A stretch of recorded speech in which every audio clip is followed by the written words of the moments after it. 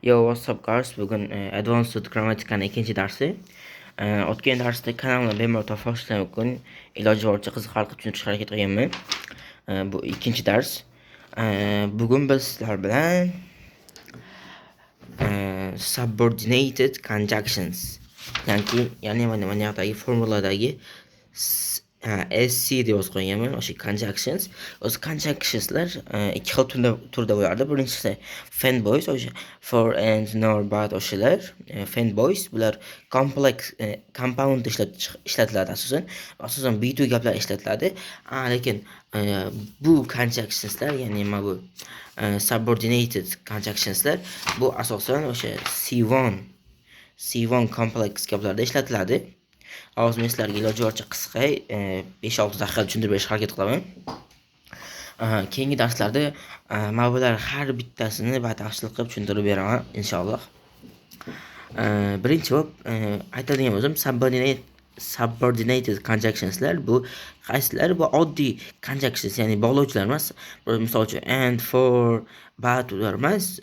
Bular C1 bog'lovchilar, misol uchun allowed, despite, because, due to, unless, who, which, shunga o'xshash conjunctionslar. Bular turlari ham ko'p. Hozir sizlarga buni tushuntirib beraman. Subordinated conjunctionslar nomustaqil gaplarni hosil qiladi. Misol uchun I always love salary. Misol uchun men doim o'sha meni doim past natija bo'ladi deyapti. Bu tugatilgan gap. They avoid it. Bundan xavotir olishadi. Bu oddiy tugatilgan gap. Misol uchun basic complex sentence. Bundan misol uchun allowed, I work hard, I always receive low salary. Qaylar allowed, I work hard, men yaxshi juda ham qattiq ishlashimga qaramay, bu tugallangan gap. Misol uchun kim sizlarga men juda ham qattiq ishlashimga qaramay desa, sizlar nima ekan, nimaga qaramay tushunmaysizlar, shu savol keladi. Lekin I always work hard desa, bularga sizlar bittada tushunasizlar. Misol uchun I always low salary, men doim past natija olaman deyapti. Bu mustaqil gap bo'ladi. Shunda mana bunisi mana bu birinchi gap nomustaqil gap, bunisi mustaqil gap. Bitta narsa mana allowed, which, because shunga o'xshagan gaplar ko'pincha mustaqil bo'ladi. Ya'ni bularning nomi ham bor. O'sha shunaqa bo'ladi. Reason complex, conditions, time complex har xillar. Misol uchun after we moved to another city, biz boshqa shaharga ko'chganimizdan keyin deyapti. Bu tugatilmagan, hamma bilib turibdi. Bu tugatilmagan. Misol uchun after we moved to another city desa, sizlar tugatilmagan gaplarni bilasizlar.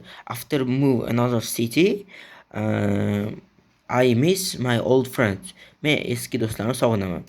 Shunga o'xshagan. Buni yana turlari ko'p. Ularni alohida video qilib chiqarib beraman, xudo xolasa. Purpose, complex bor, relative clauses bor.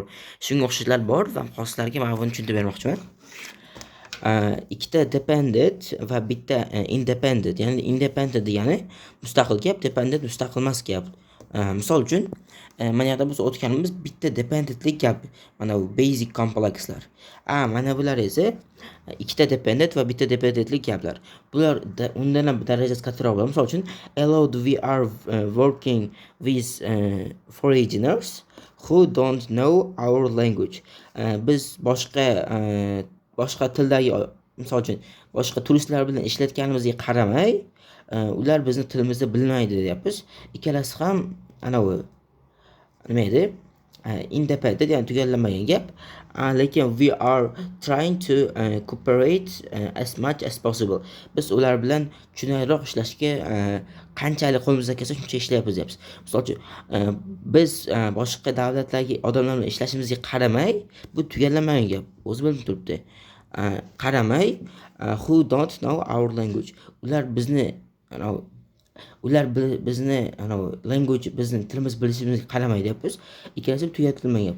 Ular boshqa yurtdanligiga qaramay va ular bizni tilimizni bilmasligimizga qaramay, biz ular bilan qo'limizdan kelgancha ishlayapmiz deyapmiz. Bu ikkitasi tugallanmagan, bittasi tugallangan gap. Misol uchun bu juda ham qiyinroq ekan, ozroq qiynalib ketdim. If I were you, I would not buy that house which very old.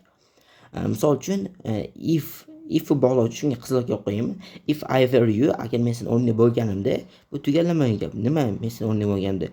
Mana bu qizil olganda bu tugallangan gap. I would not buy that house. Men bu uyni sotib olmagan bo'lardim. Prosta oslanish ham bo'lardi. Agar men sen o'rningda bo'lmaganimda, men bu uyni sotib olmagan bo'lardim. Bu bitta dependent bilan hosil bo'lgan gap, lekin bu yerda which very old. Agar juda ham eski bo'lsa, bu ham independent, ya'ni tugallanmagan. Shunday qaranglar. If I were you, agar men sizning o'rningda bo'lgan bilan which were old, ikkalasi ham dependent gaplar, independent deyapman, adashib. Dependent gaplar, ya'ni tugallanmagan gaplar, ikkita dependent va bitta independent gap bilan yasalgan gap.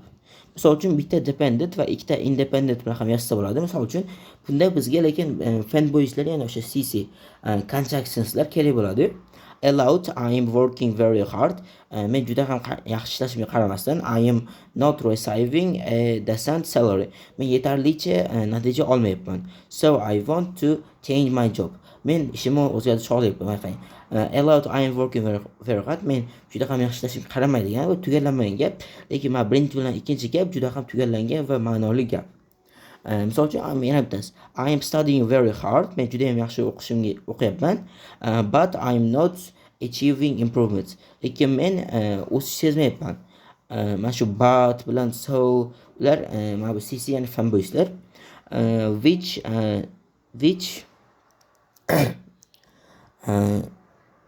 yo'q, o'zim yozdim, o'zim tushunmay qolib aytsam. Which tushunarsiz deganda, which o'zim xohlamaganligim uchun. Yana bittasi bor. 3 tadan ortiq independent clauselar bilan yasalgan gaplar bor, lekin bu mana bu complex gaplar bo'lmaydi. Prosta bu dependent gap bo'lib qoladi. Misol uchun I am studying very hard. Men juda ham qattiq o'qiyapman. But I am not achieving improvements. Men lekin o'sish sezmayapman. So I want to give up. Men taslim bo'lishni xohlayman deyapsizlar. Yana bitta turi bor. Bitta qoida bor. Faqatgina mana bu independent bilan 3 ta gap bo'ladi, lekin faqatgina independent bilan gap yasash bo'ladi, lekin faqatgina dependent bilan gap yasash u impossible, ya'ni ilojsiz.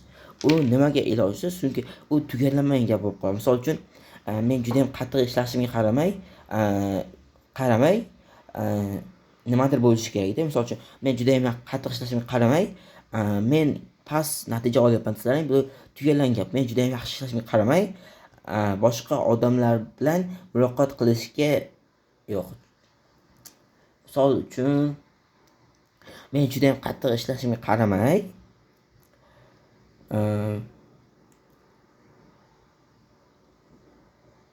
tavba. Xayolga gap kelmayapti. Men juda ham qattiq ishlashimga